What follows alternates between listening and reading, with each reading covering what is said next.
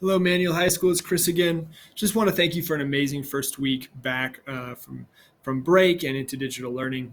Just been a powerful time for us to come together as a community with our kids and for our kids and for one another. This screencast will give us an overview of our instructional foci for the upcoming week, April 13th through 17th. And again, if you have any questions after you view this, please reach out to me or any members of the administrative team. Certainly some huge wins last week. First was a successful launch with teachers getting online and students being able to access the courses. Students have their devices, they have internet. A huge shout out to those who have worked to get devices and internet to our students. It's been really, really amazing work. We are seeing students start to engage in their work. We know there are some that are not, and we're trying to figure out what that obstacle is. And so bear with us as we work out that system. But students are engaging and they're exciting. And really the most powerful thing was just the one-on-one check-ins with students, the ability to call them and their families to see how they're doing, to see what they need and to support them as we get back in. Those were our goals for last week. That's what we wanted to do. We wanted to be online, we wanted to give access, and we wanted to support kids, and we hit those goals. And so just congratulations on that. Thank you so much for that work. The focus for this week and weeks coming up until we really feel like we have it is supporting students with IEPs. We know that supporting our SPED students is essential for their success. We know we have a large population of SPED students, but we also know that the more modifications and supports we have in place, the better it is for all students. I also want to point out that our SPED team is really in need of our support as they continue to do IEP meetings, make sure that everything that they are documenting is done in the right way. And they also are supporting students on their caseload. And so the more we can do as a staff to make sure that we support students through good modifications and instructions, the more time they will have to do all of the different types of work necessary and on their plates during this busy time. Today's focus will be just two really specific strategies. First is clear instructions on our digital learning platforms. And the second is providing scaffolds and models for students to use and access in order to know the expectations for the task at hand. Know that if you are still working on your platform, really focus in this upcoming week on clear instructions and steps for your digital learning platform, Schoology, Google Classroom, or D2L. If you feel like you have a good grasp on what your digital platform looks like, then dive into this next part, the scaffolds and models for students so they can feel successful in their work online.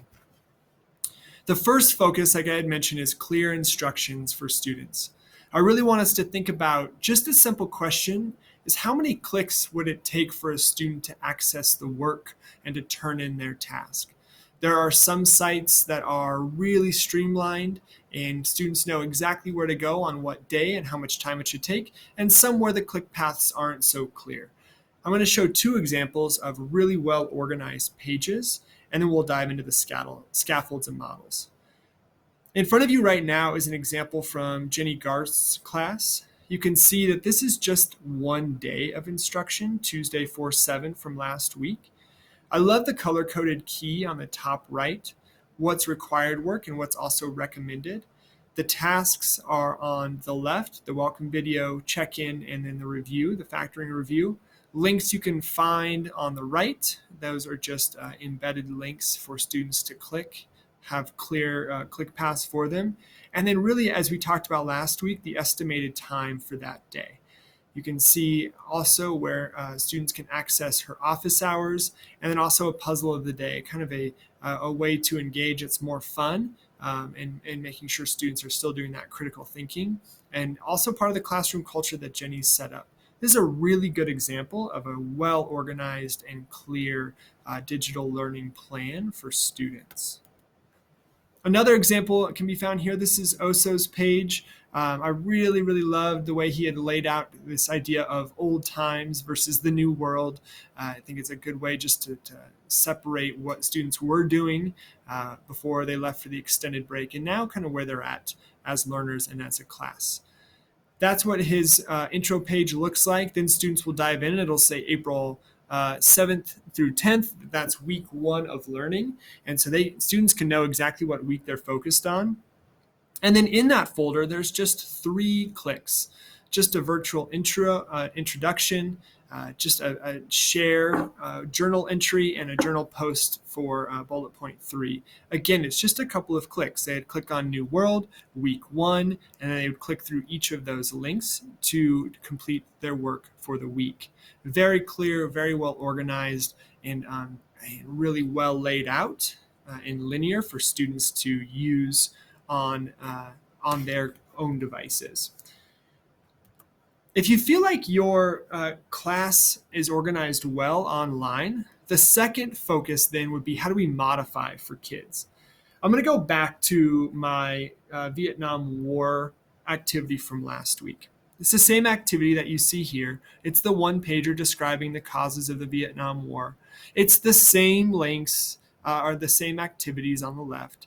And then on the right, you'll see how I might, as a teacher, organize in my modifications or supports for students with IEPs, and also for all students.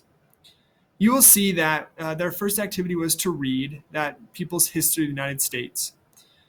That can be supported through the use of Read Write Chrome, which is an extension on the Chrome browser. Most students already have that embedded.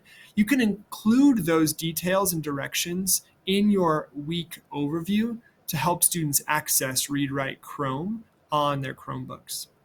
The next thing I had students do was to watch that 25-minute video on the causes of the Vietnam War. In order to modify and support that, I can help with creating a graphic organizer that students can use to help them capture their thoughts as they watch that video. And I'll show you what that might look like on the next slide. The next thing they would do for the week would be to read that Gulf of Tonkin resolution. Again, that can be read via Read Write Chrome, and I can add a section on my graphic organizer. When they comment on their peers' ideas, I, as a teacher, can provide a list of 3 to 5 causes for them to choose from. So instead of an open-ended, what are the causes of the Vietnam War, I can have examples for them to dive into in order to defend and support with text evidence. That can be a support that I can give for students who are struggling with taking all of the information and coming up with their own cause of the war. That, again, will be shown on the next slide. And then when they write that 1-pager, a couple of things that we've called out: best practices, best practice both online and in person, but making sure that I have a model and a clear example of what students should be doing at the end of the week. So if I'm asking for a 1-pager, I will have a model 1-pager up for them. I might even narrate that in a video, and I can support them in their creation of the 1-pager through my model. A lot of you are doing verbal directions and overview of the week via YouTube or screencast. These would all be topics that I would discuss for students as I head into the week of learning. I want you to notice the yellow highlights on the right column there will be delineated a little bit more on this slide. This slide would actually be the graphic organizer I could set up. So again, when they're watching the video, I will have watched it before, and I can say, go to minute 5. They're going to go through a great reason or cause for the Vietnam War there and capture that thought. Another reason or cause of the Vietnam War is highlighted in the video around minute 13 and during minute 21. These are ways that I can break down and help structure students so they can go back after watching and make sure they feel supported in what they should be capturing. As they read my graphic organizer that I create for them on Google Docs and put in Schoology, can just be a T-chart. What's reason 1? And a quote from the Gulf of Tonkin resolution. What's reason 2 for the cause of the Vietnam War based on this document? And what's a quote from the document? And then what's reason 3, and also a quote from there. So this could be a rolling graphic organizer that students continue to fill out all week as a way to support them to write their essay. When they're commenting on their discussion board, I can add sentence stems on that discussion board or in Schoology. The main cause of the war was, evidence from the film or text that supports this is, this evidence displays or proves that, and also key vocabulary for them to use, just as a reminder of the vocabulary to put into the writing. And the last section there would be when they write the one pager, another support that I could give to them would be making sure that the graphic organizer is available, the model is available, the rubric is available, and the key vocabulary. That model is great for kids in all capacities. What does it look like to be successful on this in task? Can they see it, view it, and understand the component parts? That yellow column could just all be one graphic organizer that runs throughout the whole week. Specific next steps for our week this week and likely moving forward until we feel like we're supporting students with IEPs is one, making sure that your digital platform, your website is organized very well. That's the first and foremost priority. One of the intervening obstacles for students this week was having a hard time navigating certain pages. Some that have links that send them to places that didn't seem logical or linear. Go through your page, or even better, have a peer go through your page and think about how well students can access all of the links and how linear that process is for them. Another concrete step for us this week is just to post your texts online for Read Write Chrome to access. Like I said, it's an extension on Chromebooks. On my computer, it pops up automatically. I just press play and it reads the screen. Post those texts online, PDF form, or in Google Doc, and Read Write Chrome will access those. If you have questions about how to do that or how students can do that, please reach out to me or anybody on the instructional leadership team. If you're using books, please send those titles to the SPED team so they can get them on Learning Ally and make sure students have the ability for those texts to be read aloud to them. On your pages, provide visuals, pictures, videos, diagrams, graphic organizers. These can be in supplement to what you're already doing. But think about a toolbox that students can use in order to grab a tool in order to do the task.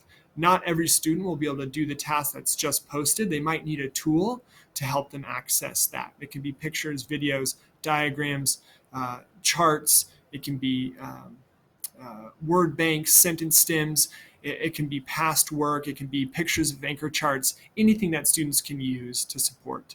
And then create that model. Have a clear picture in your mind as to what you want students to create. If you create that model and post it there, make sure to cover that in your instructions for the week, that is an example of the end goal for kids.